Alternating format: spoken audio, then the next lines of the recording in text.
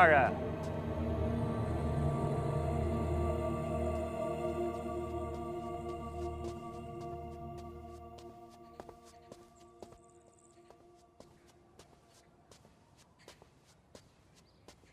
贺宗伟小姐，先把他带走吧，我晚点过来见他。是大人。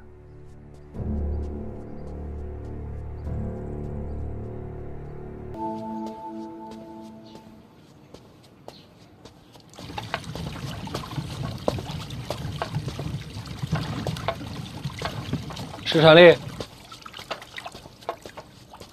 石产力，石产力。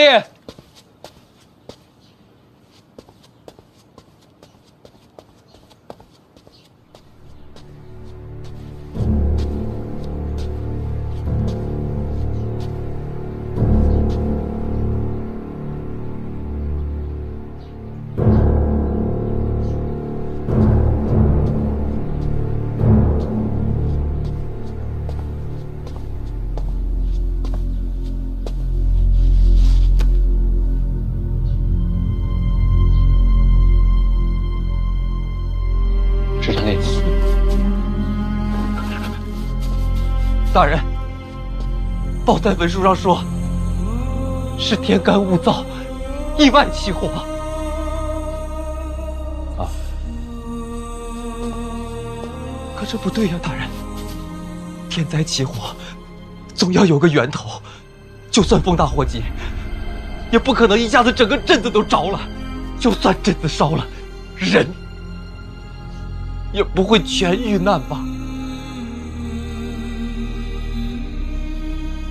这道理我都懂，写这个的不懂吗？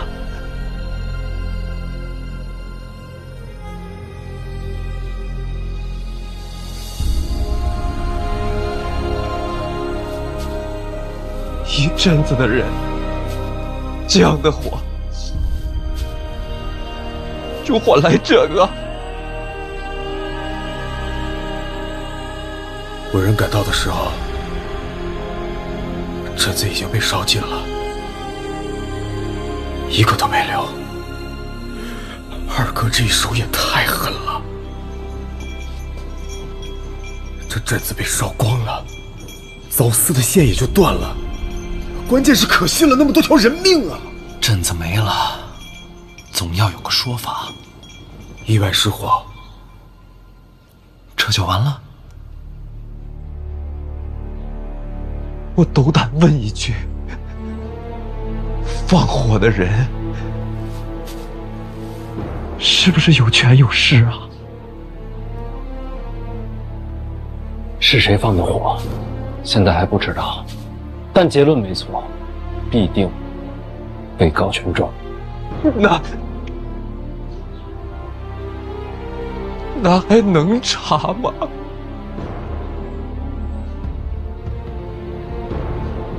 你知道吗？今天还有一桩命案也送到我面前了，但到了刚刚，案子没了。什么叫没了？报案的撤了。石山里，当今这世道，若没有苦主愿追真凶，很难有案子。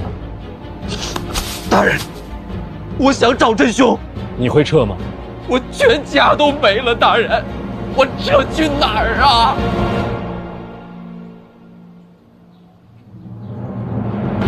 好，你这案子我接下了。不仅如此，你这人我也接下了。从今往后，你就是我麾下门客。这案子我不能保证一时半会儿给你结果，但我答应你，我会一直查下去。石占力愿为大人效死。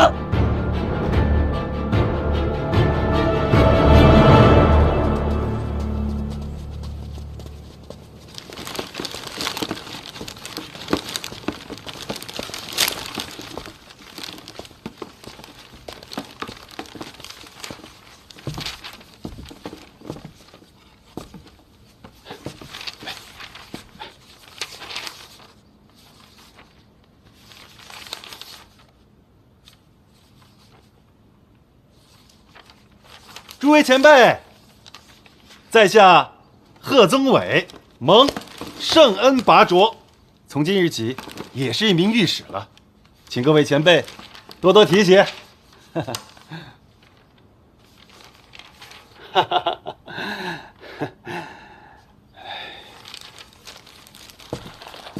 初次见面，不成敬意，请笑纳，多多提携，多多提携，前辈，多多提携。这是送礼？非也。贺某深知，咱们做御史的就担着肃清吏治、弹劾百官的重任，这送礼贿赂乃是大忌，万万不可取。不过，各位前辈放心啊，这都是顺路买的一些小点心，还是最便宜的，纯的心意。有劳前辈给大家分发一下。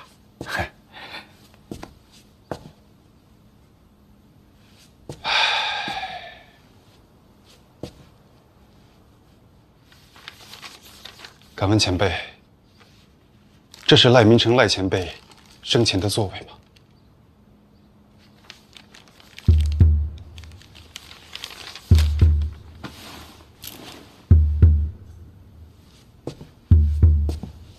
前辈，有火吗？点一下。你做什么？不瞒各位，赖明成赖前辈就是贺某的指路明灯。虽未曾谋面，可在贺某的心中，如师如友。赖御史身亡，贺某悲痛万分。如今见到赖前辈生前的座位，说什么也得拜一拜啊！哎，这是干什么呀？那你也不能在督察院拜吧？不要这样，不要这样！哎呀，贺御史，快请起吧！哎呀，是啊，太激动。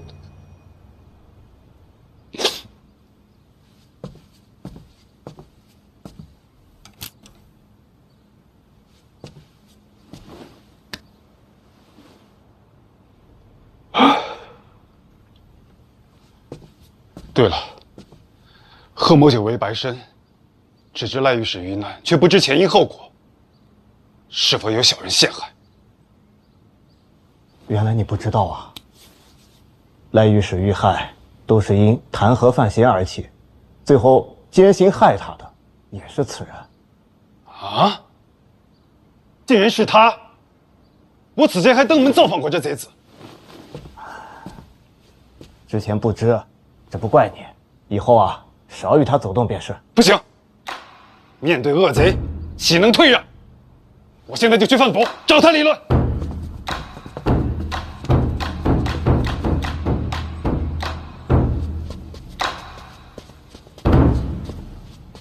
敢问兄台，有刀吗？没有。可否帮我借一把？啊，我也刚来，不熟。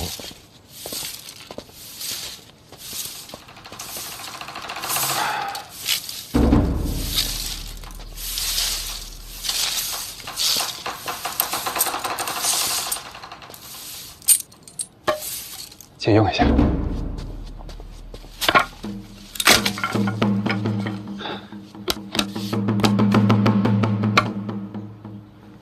不谢啊。啊。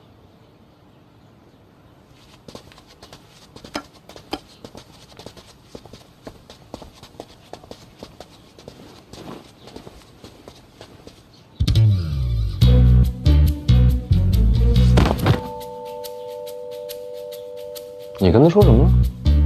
贺某向小范大人请罪，恳请小范大人责罚。贺宗伟，你现在好歹也是个御史，这官绅说跪就跪吗？请大人饶命！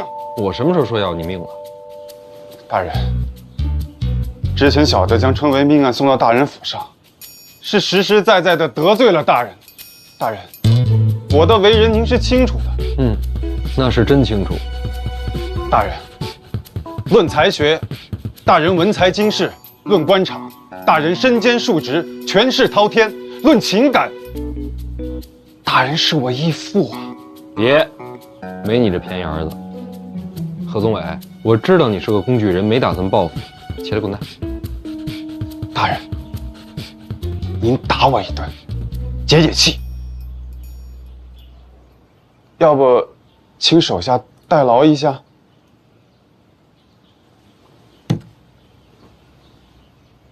你是讨打来的？大人，赖明成死了以后，督察院同仇敌忾，将您视为眼中钉啊！我要是在您的府上被打了，往后这御史好做一些。到我府上镀金来了，不白打呀，大人。小的在督察院，将来但凡有个风吹草动的，也好暗中告知大人，不是？大人，这小的无依无靠、无权无势的，不过是挣扎求存罢了。大人您见笑了。宋哥，恭送。大人，您打2下吧，实在不行打1下也成。请吧。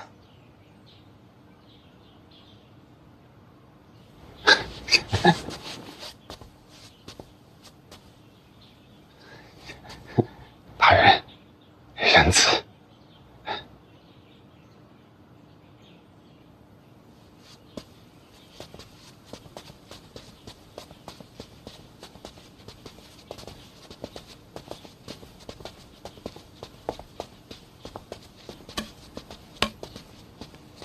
兄台贵姓啊？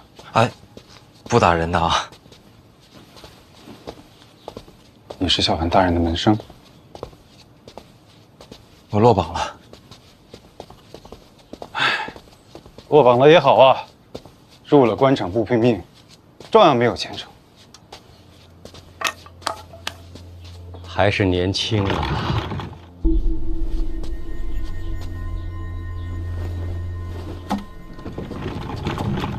贺宗伟这样的人看着世故，但是过。您什么时候到的？早就到了，看你正忙，没敢打扰你。有事儿？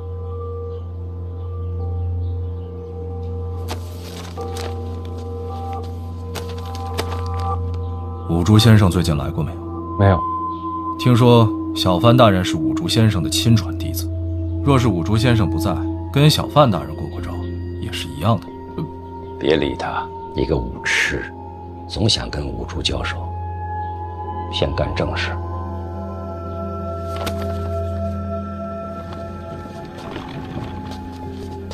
监察院五处你应该知道。知道，掌管黑旗的。对。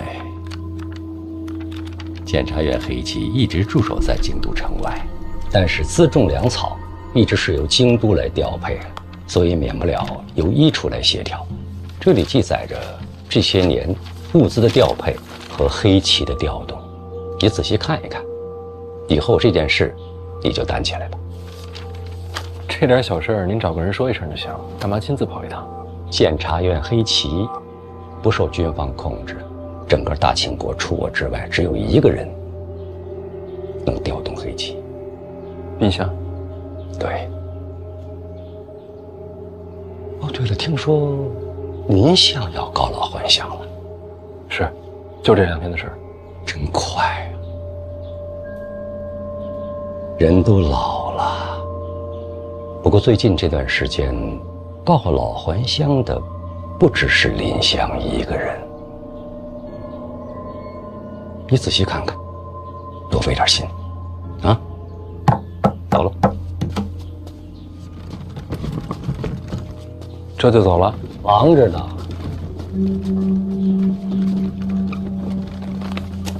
这算什么？哑谜吗？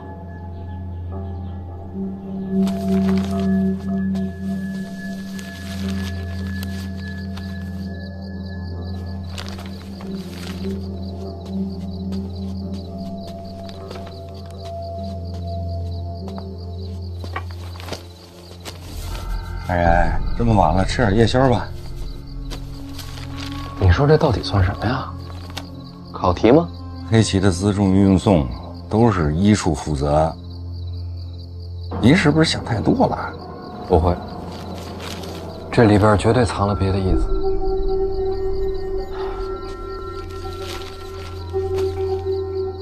哎呀，就是想不出来。你说他有什么话，为什么不能直说呢？那会不会这话他就是不能直说呀？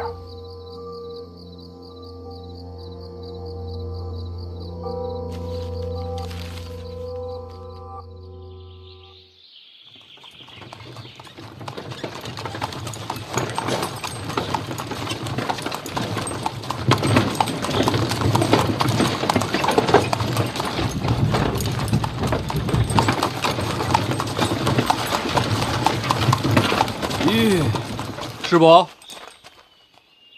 师伯，不是说好不送了吗？搭个便车。你去哪儿啊？就前面。又打什么主意啊？师伯这次离京，未免有些冷清。这送别吧，哭哭啼啼，喝践行酒，吟送别诗，这一套下来，累得很。年纪大了，安静些好。师伯放心，我不搞这套。大宝，我家饭菜他很喜欢，这两天吃胖了。那就好，那就好。按您的意思，我没跟他说你要走，这就对了，让他开开心心的，少碰离别。但我觉得，您离开京都，心里想见最后一面的，应该还是家人。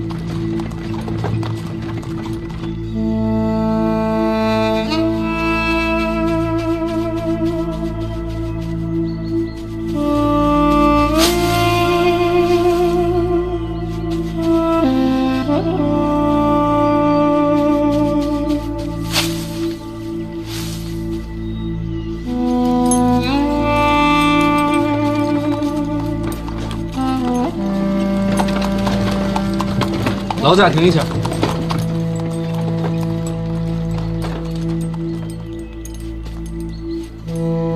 哥，哎，晚安，能不能晚安？晚安，晚安，能不能晚安？咱们朝那儿磕个头吧。啊？为什么呀？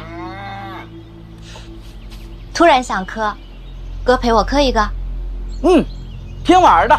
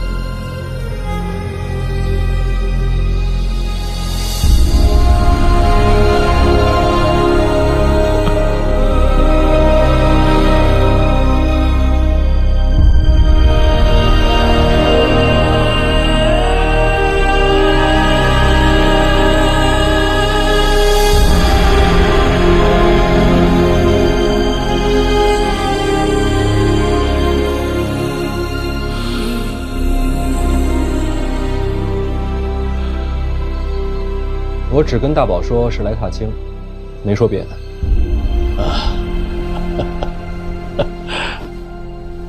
哦，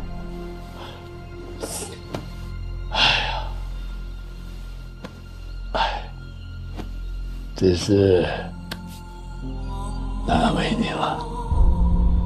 师伯，那我下车了。祝你和婉儿百年好合。也祝您一路顺风。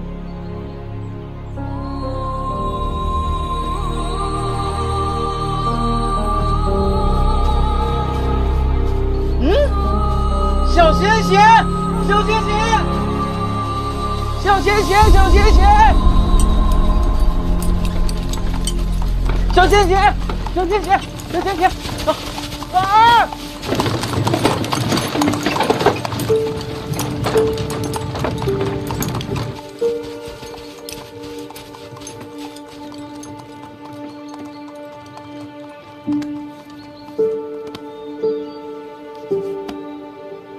能够告老还乡，已经很好了。嗯？什么很好了？一家人在一起就很好。我们是一家人，一家人就应该在一起，谁都不分开。来，我给你们分山楂吃。来，小贤贤。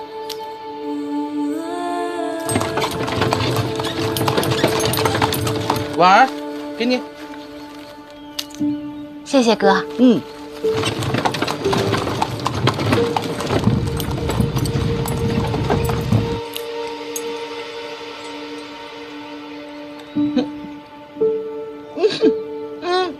怎么了？怎么了？这个山楂好酸呐，要是爹在就好了。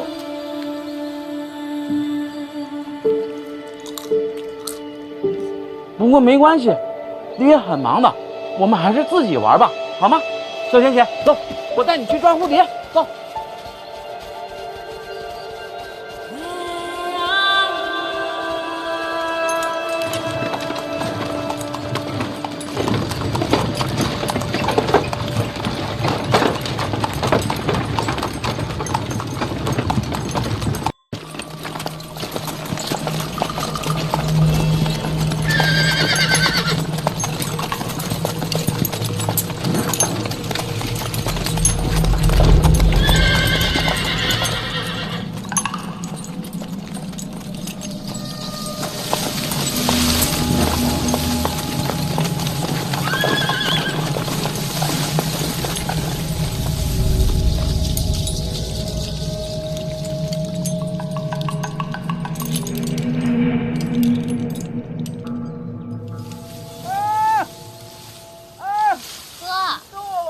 小心点儿！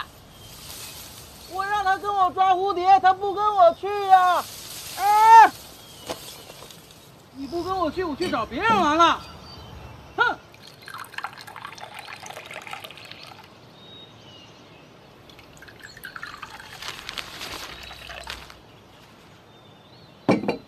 怎么了？陈院长给出的谜题一直没解出来。要不师爷帮着看一眼？黑旗调动，这可是绝密，我就不看了。这怎么给你了？一处要管黑旗的物资调配。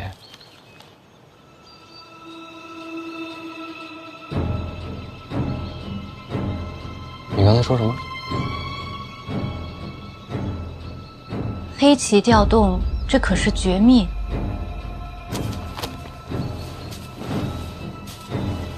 检察院黑旗一直驻守在京都城外，这里记载着这些年物资的调配和黑旗的调动，你仔细看一看。怎么了？没事，你们先玩，我想起点事。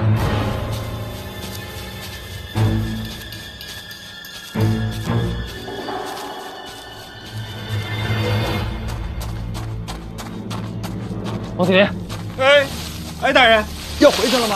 今儿带多少人来？就从一处调了几个，在这周围护着呢。没有，怎么了？院长让一处协助黑旗物资调动。没错。那这上面只记物资进出就够了，为什么还记了黑旗兵马调动？是不是想要让大人一点点的接手黑旗啊？有马吗？那儿呢。真快啊！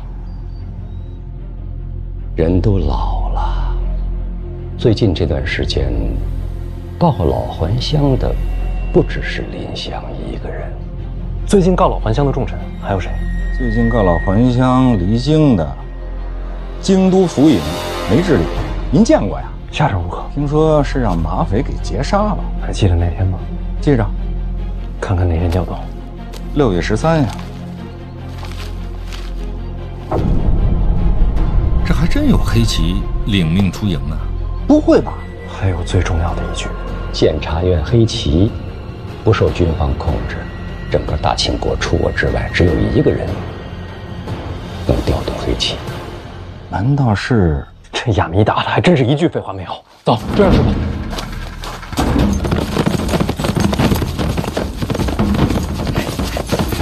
真碰上黑旗，咱俩也拦不住啊！情况紧急，我上哪儿找兵马去？拼一把！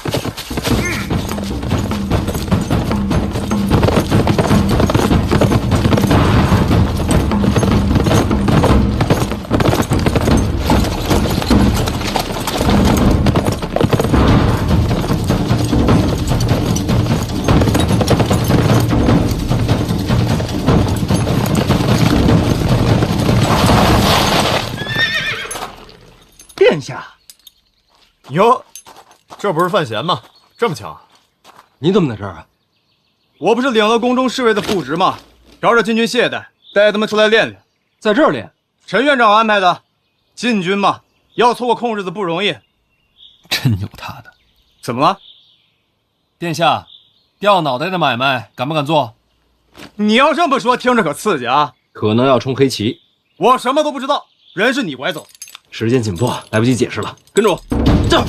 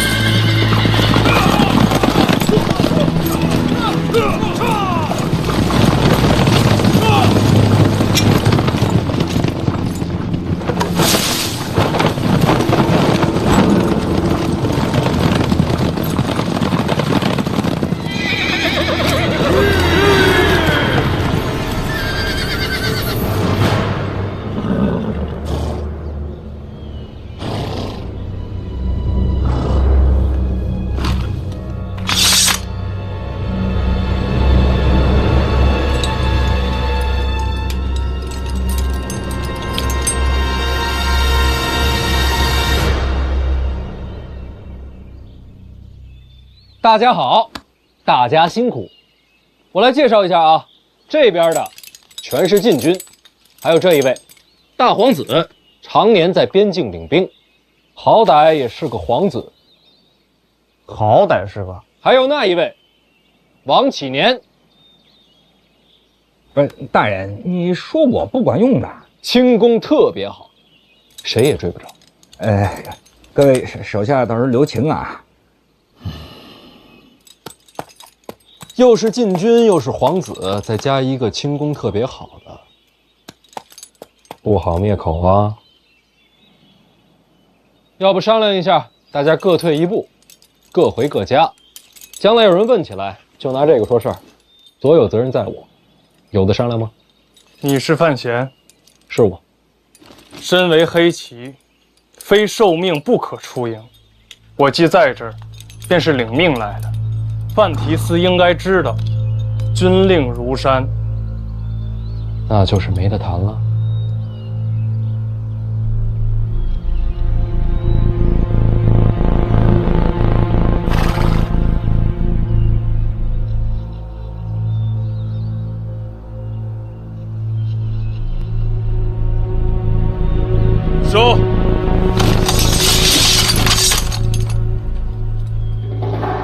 你这可有点割裂啊！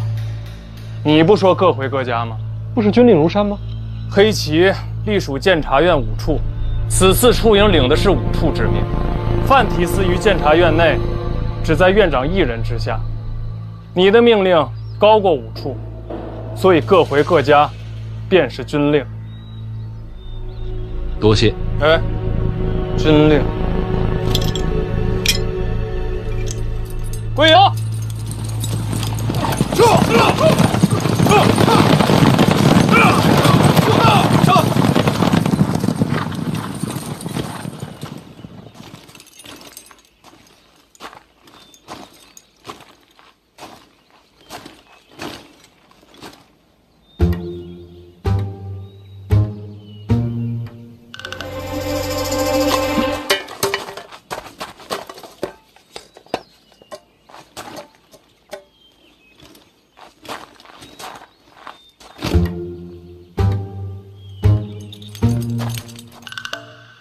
这是还有事儿？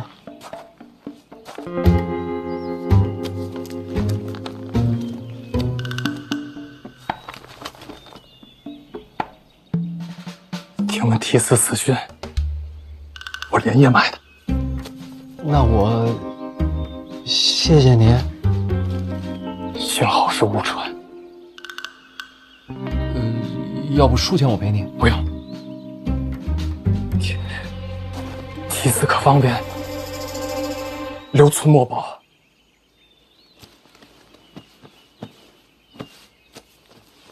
没带笔啊？有笔吗？别看我，干什么？写书也是书。你有笔，有笔。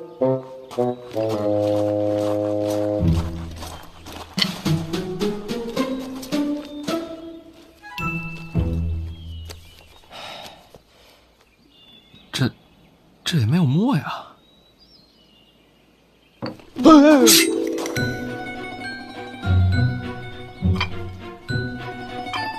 研墨还需用水，茶水不行吧？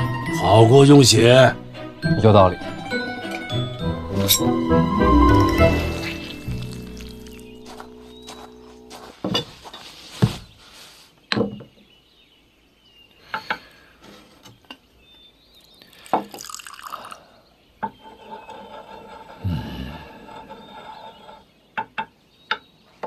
来吧，大人。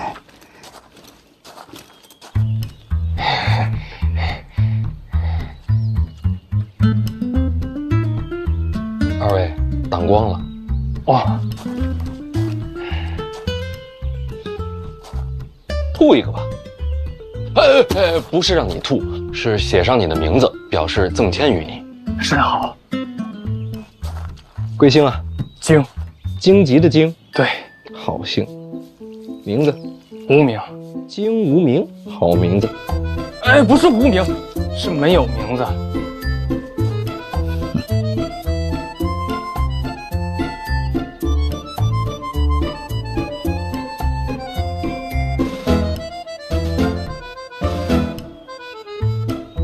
这职位？副统领，隶属5处。啊，好，好，好。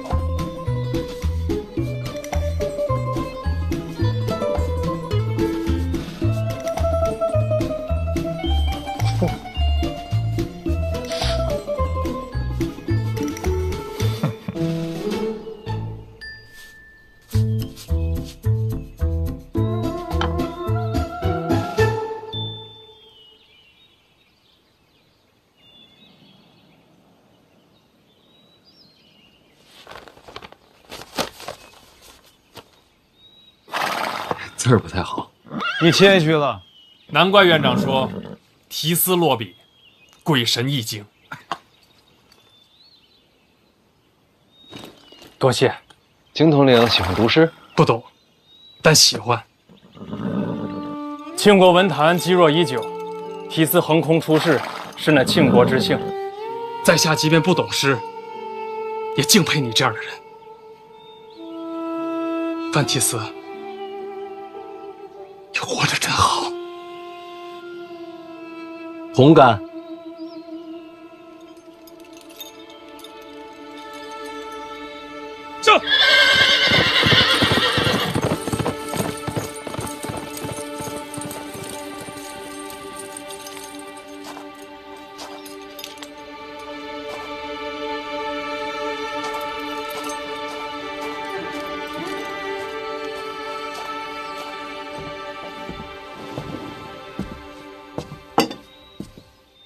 你呀，是得练练字了。师伯，我陪您回乡。我猜错了。什么猜错了？黑旗出现，这说明了什么？陛下想杀您。不对，陛下不是要幻象，而是要废相。有什么区别？废相，废除宰相之制。我判断错了，所以应对也就错了。你等一下。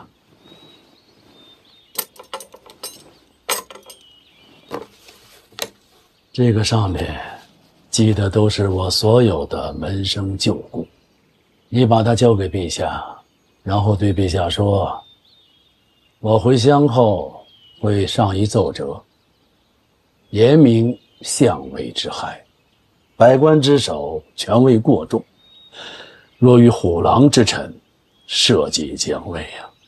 废相之举由我牵头，与陛下无关。好了，你回京吧。我还是送您一段吧。没必要。东西送过去，话传过去，我自然安然无恙。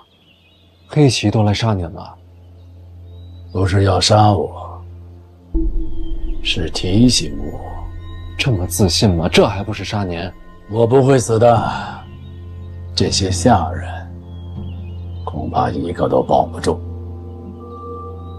我不是没智力，若我死了，史书没法写。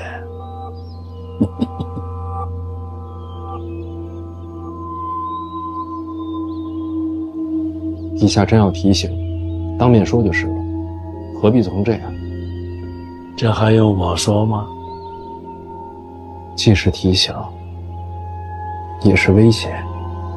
你觉得陛下手段如何？陛下行事鬼神莫测，手段高明。高什么明？手段也就是那样。你若掌控六部，手握兵权，你同样可以手段高明。这话可以小声点。陛下最难得的地方就是，谁也看不穿他下一步会做什么。你与老二相争，陛下推波助澜，这才有了春闱斗法，继而引出舞弊一案，而舞弊又带出了我，于是陛下才达到了废相的目的。陛下借力打力，所有心思都潜藏不露。而且你要记住一点，永远不要完全信任陛下，不到最后一步，千万不要觉得自己看穿了他。您这话说的，好像我要跟陛下争斗似的。这就由不得你了。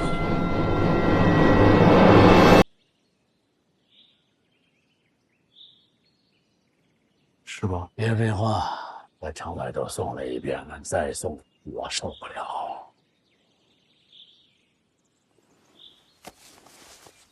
哎，对婉儿好点儿。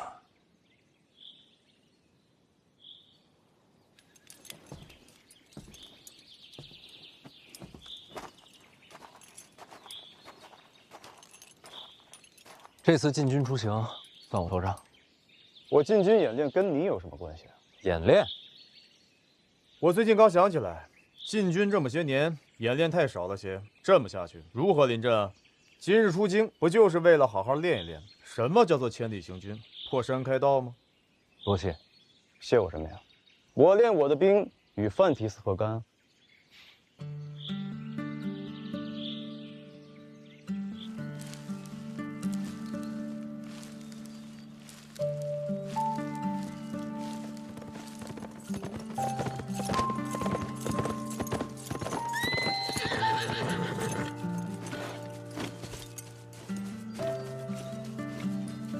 大哥怎么也在？凑巧碰上了。出什么事儿了？是我爹。小麻烦。黑旗冲阵可不算小麻烦，幸好这家伙提司身份好使。没事儿了。还得感谢大殿下相助。不用谢过，黑旗不给禁军面子，今日之嫌也只有你才能平息。多谢大哥。自家兄妹不谈这些。我与你之间虽然不用说谢字，但这是我爹的性命。范闲，算我欠你一条命。夫妻本就一体同心，你的命不就是我的命吗？还没成亲呢。还没成亲呢，你这是想赖到哪儿去啊？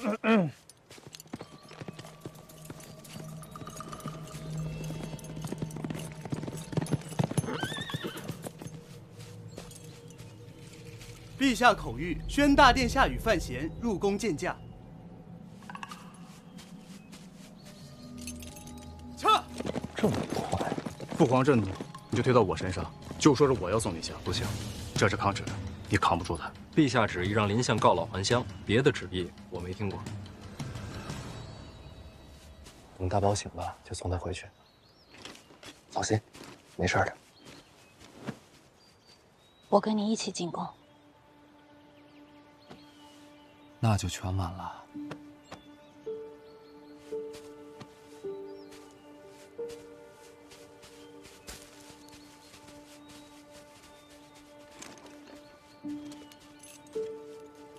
撤！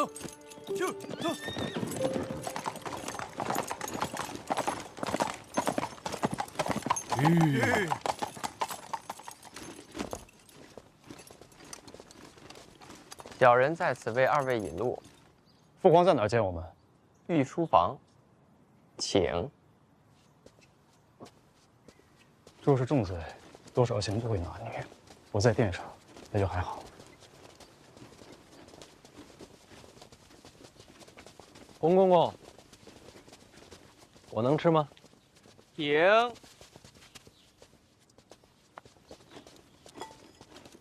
你倒轻松啊！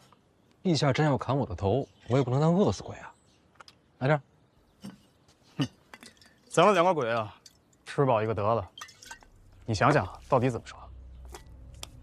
不怕，我都已经死过一次的人了。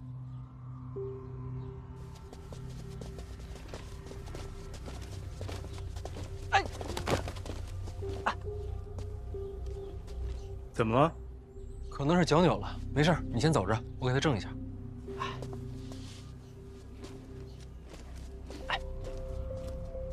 陛下得知消息后，未有息怒之色，但方才御膳房送的糕点，陛下吃了2-3块。陛下平日动怒之时，绝不会去动糕点。这都敢说，脑袋不要了。大人恩情，小人并未忘却。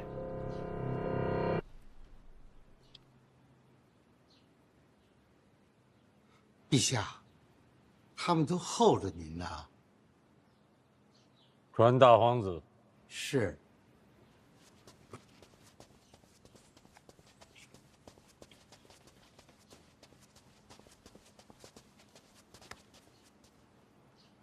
殿下，陛下让您进去。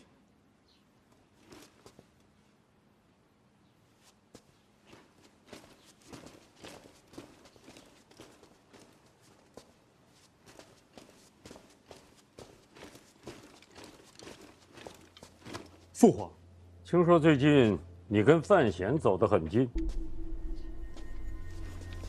确有其事。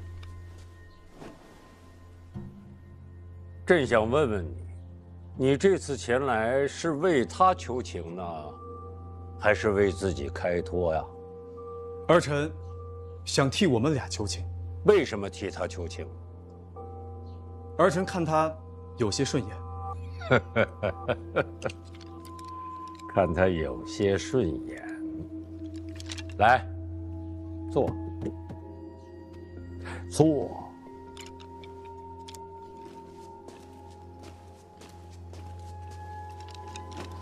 怎么看他就顺眼了呢？他重情义。他重情义，那别人呢？京都百官多是重名重利，重情者少了些。陛下，户部尚书范建求见。让他等着。是。刚才你说诸子百官重情者少，这倒为什么？儿臣不懂。李成儒，你是一个忠厚之人，不懂为好。儿臣常年驻守边境，眼光见识是浅薄了些。浅了好，安心省心。去吧。是。哎，把范家父子叫进来。是。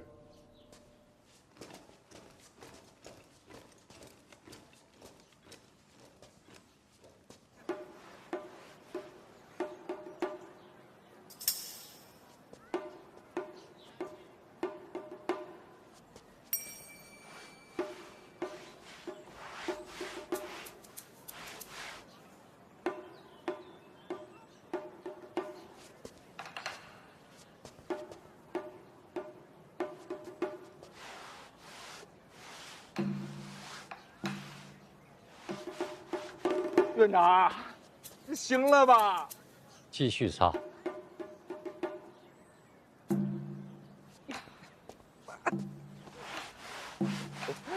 咱都等多久了，院长？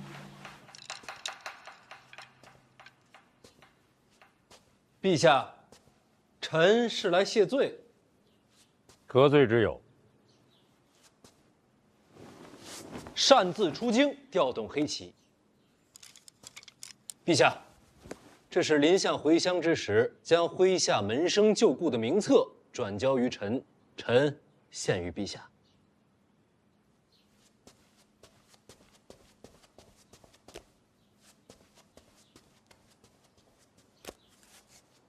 范建，你来干嘛？臣，袖子里头装着什么东西？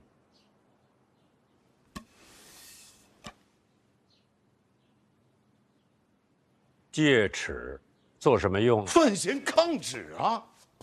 他擅自出京，调动黑旗，臣听了火冒三丈。范家一族向来弑君以忠，怎么出了这么一个逆子？你准备怎么处置？臣想家法伺候。准。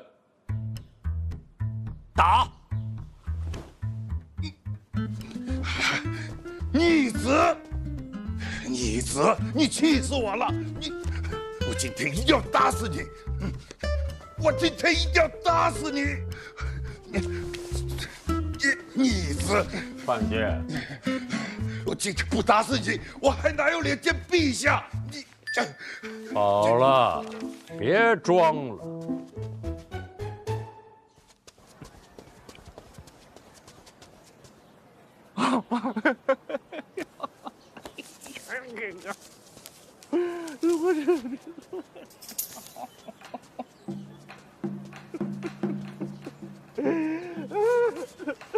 行了，范闲没事了，范闲没事了。真的？哎呀，你干嘛一直黑着个脸呢？你吓死我了，你！给你个忠告啊，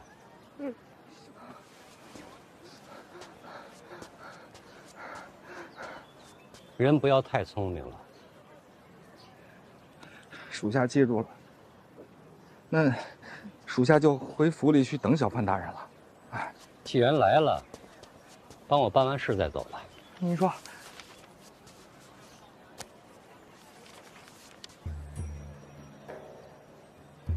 6处有人被杀了，麻烦你爬一趟。麻烦倒不麻烦，按这地方到京都这距离，应该当地的同僚办案呢。是。现在人手缺少，你是老江湖了，帮我看一眼。这案子有什么特殊的吗？我等着你回来告诉我呢。哎，我这就去。从南门出去，有人在刘家坡等你。我快去快回。哎呀！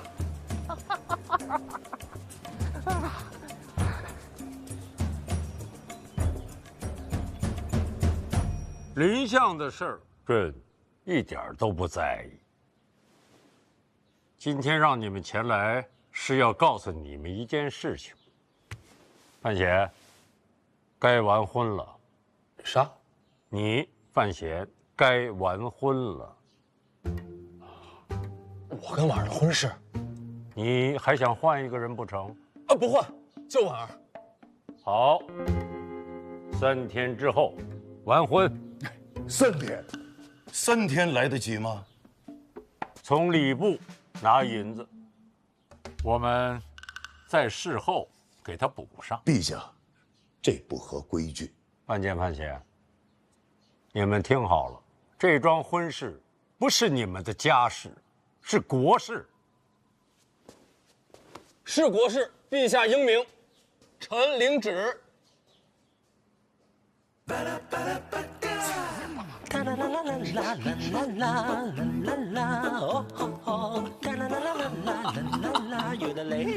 哎，怎么样？有事没事？成亲了，回头来喝喜酒。成亲？范大人，小范大人，哎，他要成亲了，我去宣旨。哎，纸宣完了？宣完了。要不要留下喝口茶？还得赶回宫里。3天后大婚，这哪来得及筹备呀？来得及，礼部操办，宫里出钱。我早说过，以我哥的才华，陛下肯定会宠着。哎呀，你呀，就这样把纸接了？哎呀，没问题。你稳重一些。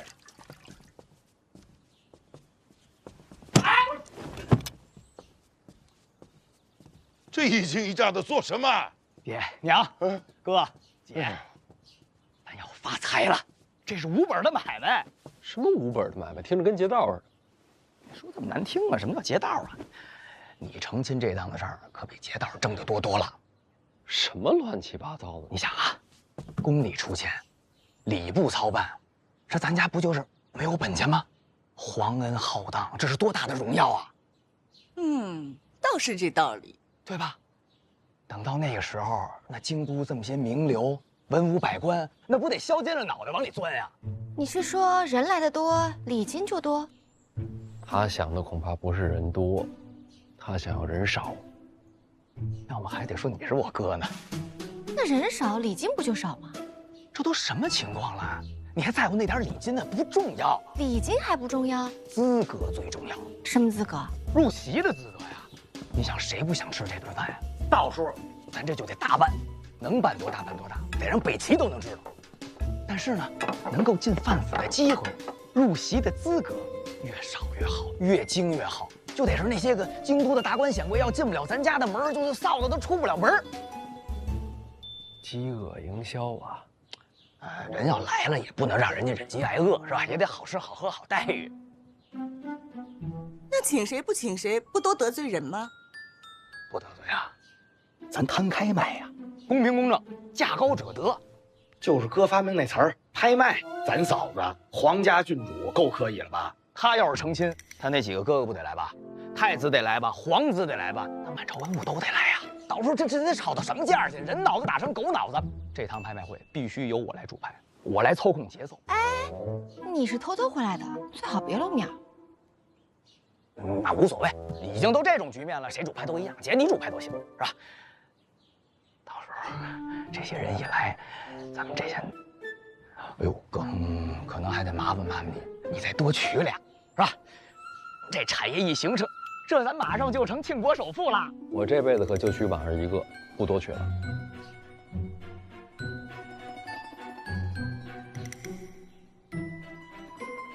行，一个也行。就娶一个也可以，我也能让这产业做起来。你是说等你成亲的时候再来一轮？那我成亲谁来没用，他就得范闲。不行，咱就这么着，只能委屈一下我嫂子了。过2年呢，你找个茬儿，就把我嫂子给休了。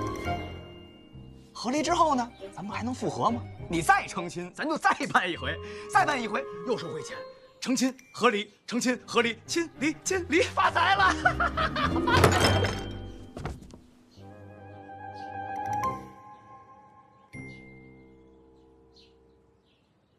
坐下。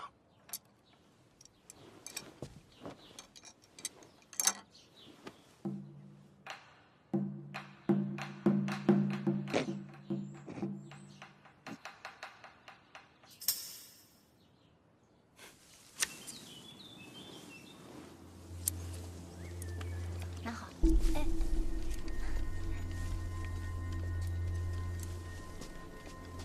看这个。喝水。喝水吧。来，沏油茶。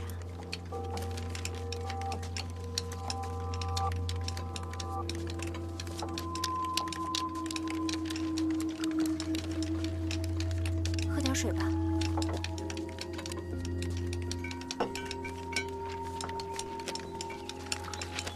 把这些送到那边去吧。我这也给我吧。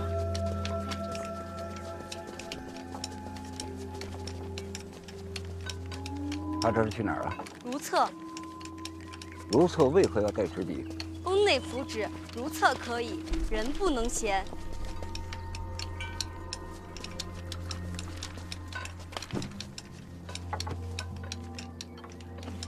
参汤。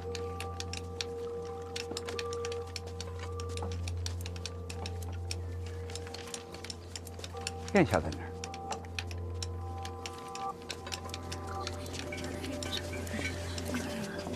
放这儿吧。这个好吃。这个还真香。我这边好了。把晕倒的那个给扶下去。好。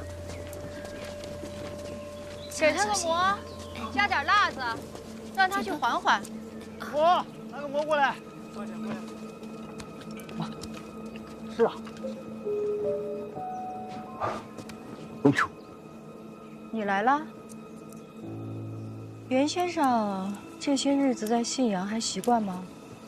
一切都好，就是吃的稍微有一点点辣。相府不吃辣吗？相府自然要跟着林相的口味来呀。袁先生在相府潜藏，也是辛苦你了。总算没有辜负公主的使命，把林若甫拉下了相位。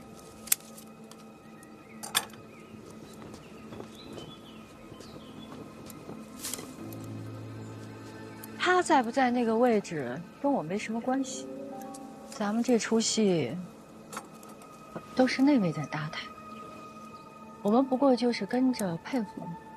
这个先生应该不会不知道吧？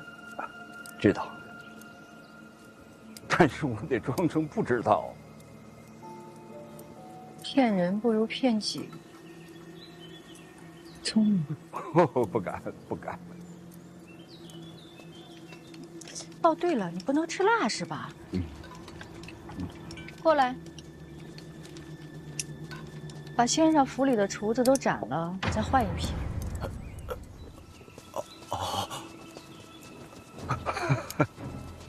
公主，大可不必呀，已经开始习惯了，也许再过几天，我就无辣不欢了。唯一缺点还是心善。确实是习惯了。人善被人欺，我就是最好的例子。要不然怎么会从京都被赶到这个地方来？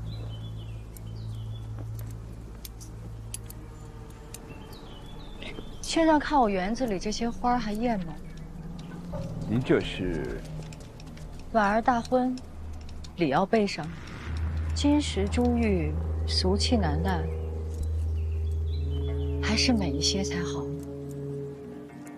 就是这花剪多了显得难看。明年，这又是一团菌素，伤了根本，得备些花肥。公主心善，真是名不虚传呐。为人一世，自当如此。这些人，信阳所有商铺最好的账房都被我召来了。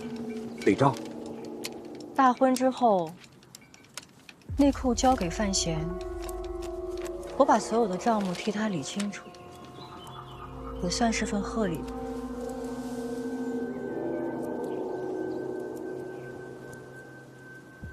身上有话要说，不必拘谨。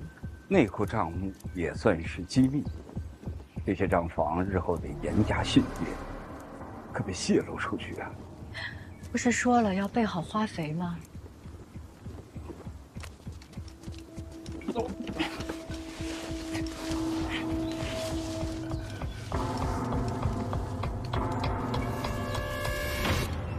那到明年，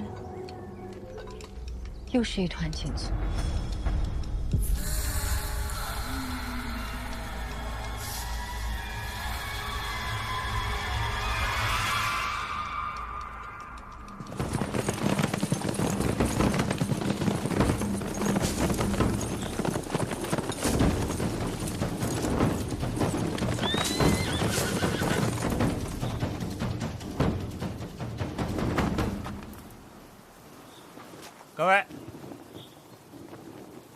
各位，吁，怎么才来呀？我都到了会儿了。哎，各位，这是什么意思啊？不妨。里面死的是6处的好手，我率队守卫，你进去验尸。这不得找个仵作来啊？院内绝密，知道的越少越好。那我也不能空着手干活啊。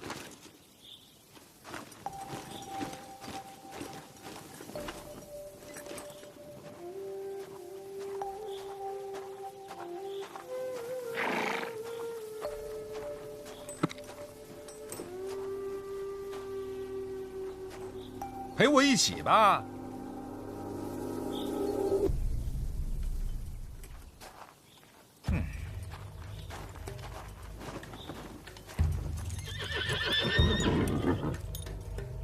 若有敌踪，全力冲杀，伤亡过半时，分兵抵挡，护送王启年回京都。